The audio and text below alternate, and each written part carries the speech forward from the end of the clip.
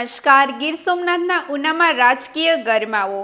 ઉનાના ચકચારી firing પ્રકરણમાં ધારાસભ્ય કાળુ રાઠોડનું વિસ્ફોટક નિવેદન સામે આવ્યું, જેને લઈને રાજકીય વર્તુળોમાં ખળભળાટ.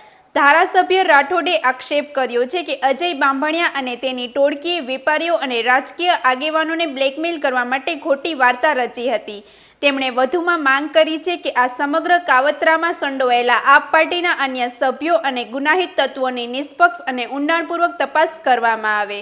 રાઠોડે કહ્યું કે સહાનુભૂતિ મેળવવા માટે હીન કક્ષાનું નાટક રચાયું હતું, જેનો પોલીસે સમયસર પર્દાફાશ કર્યો. સાથે જ પોલીસની કામગીરીને બિરદાવવા તેમણે આઈપીસી કલમ 120 હેઠળ કડક કાર્યવાહી કરવાની માંગણી કરી. વધુ સમાચાર માટે જોડાયેલા રહો આરપી ગુજરાત ન્યૂઝ, રાજકોટ. આજે પ્રેસ કોન્ફરન્સમાં ખાસ તો જે તમને ખ્યાલ છે કે 23 તારીખે રાતની જે ઘટના બની, અજય બાંભણિયા દ્વારા જે સ્ટોરી બનાવવામાં આવી હતી, સ્ટોરી એવી હતી કે રાત્રિના સમયે 9:30 વચ્ચે હું ગરાળ ગામે જતો હતો. ત્યાં કોઈ બાયપાસ ઉપર અજાણા શખ્સો આવીને બાઇકમાં મારી ઉપર ફાયરિંગ કર્યું. આ પ્રકારનું સ્ટોરી બનાવી અને ભાઈ પોલીસ સ્ટેશને પછી પરત પહોંચ્યા. ત્યાં એને પોતાની રજૂઆત કરી પોલીસને કે આ પ્રકારનો ઘટના મારી પર બની છે ને મારી પર કોઈ અજાણ્યા શખ્સોએ ફાયરિંગ કર્યું છે. ત્યારબાદ ત્યાં પોલીસનું કહેવા મુજબ ત્યાં એ બધી રજૂઆત સાંભળી અને ત્યારબાદ પોતે ત્યાં ખુરશીમાંથી પડી ગયા અને ત્યારબાદ દવાખાને લઈ જવામાં આવ્યા હતા.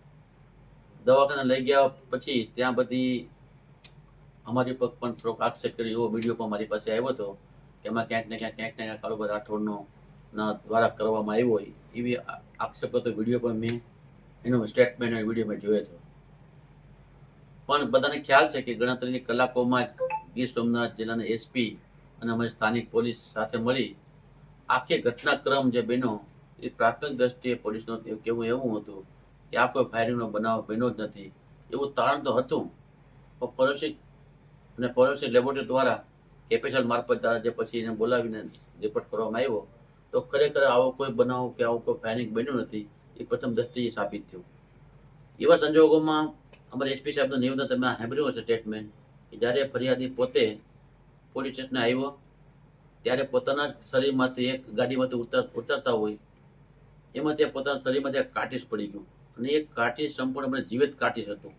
એટલે પોલીસને ક્યાંક ને ક્યાંક શંકા ત્યારે જ ગઈ હતી.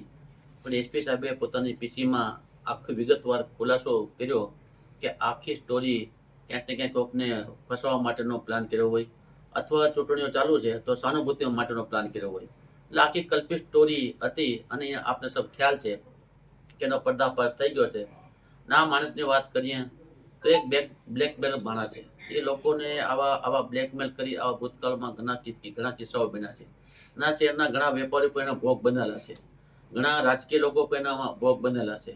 ભૂતકાળમાં આવા લોકોને ડમી સ્ટોરી બનાવી લોકોને બ્લેકમેલ કરી પૈસા કેમ કઢાવવા એ પૈકીનો એક વધુ એક સ્ટોરી બનાવી પણ ગણતરીના કલાકોમાં તેનો પર્દાફાશ થઈ ગયો છે. આપને ખ્યાલ છે કારુભાઈ આના વિશે આપણે કઈ ફરિયાદ કે નોંધાવી છે? આપણે આક્ષેપ કર્યા હતા ના, મારે આના બાબતે ફરિયાદ ક્રમ થતો ને પોલીસ પોતે ફરિયાદ બની અને જે કંઈ છે તપાસ તટસ્થ કરી રહી છે. પ્રશ્ન એટલો છે કે આ જે ઘટનાક્રમ બન્યો છે ના 24-48 કલાક પહેલા કે 8 કલાક પહેલા આમાં કોણ લોકો પડદા પાછળ છે એટલી બધી મારી એક ચોક્કસ મારી વાત છે કે આમાં ક્યાંક ને ક્યાંક અન્ય આમ આદમીના લોકો પણ આમાં ક્યાંક સંડોવાયેલા હોય અને આની તો 120 બી લગાડી અને આખી કાવતરાની કલમનો ઉપયોગ કરી અને ઝીણવટભરી પોલીસ તપાસ થાય તો હથિયાર જે કાર્ટીસ મળ્યું છે તો હથિયારો ક્યાં છે, કોની પાસેથી આવ્યા અને આ તો માસ્ટરમાઇન્ડ છે જ. વિશેષમાં એવું કોણ માસ્ટરમાઇન્ડ ઉનામાં છે? કોઈ પોલિટિકલ લોકો છે કે આમ આદમીના માણસો પોતે જ છે કે બીજા અન્ય પોલિટિકલ લોકો છે? એનો એક તપાસનો વિષય છે. પણ ઝીણવટથી તપાસ થાય તો આમાં ઘણું હજી ક્યાંક ને ક્યાંક પડદા પાછળ ક્યાંક ને ક્યાંક લોકો બહાર આવશે એવી મને શક્યતા જણાય છે. તમારું જ નામ લેવાનું, તમારા ઉપર આક્ષેપ કરવાનું કારણ શું હોઈ શકે? પોલિટિકલ ચૂંટણીઓ છે, હાર ભારી ગયા છે.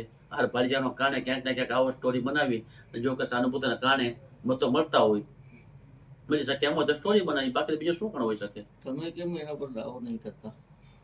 દાવો તો હવે કરશું ને. હવે હજી તો તપાસ ચાલુ છે. તપાસ પૂર્ણ થાય પછી બધી વિગતો આવી જાય. આનું આખરી તપાસ પૂર્ણ થઈ જાય પછી એમાંથી જે કાંઈ મુદ્દાઓ ધ્યાને આવશે એમાં ધ્યાને લઈ લીગલ એડવાઇઝની સલાહ લઈને દાવો પણ કરશું શક્ય હતા ત્યાં સુધી.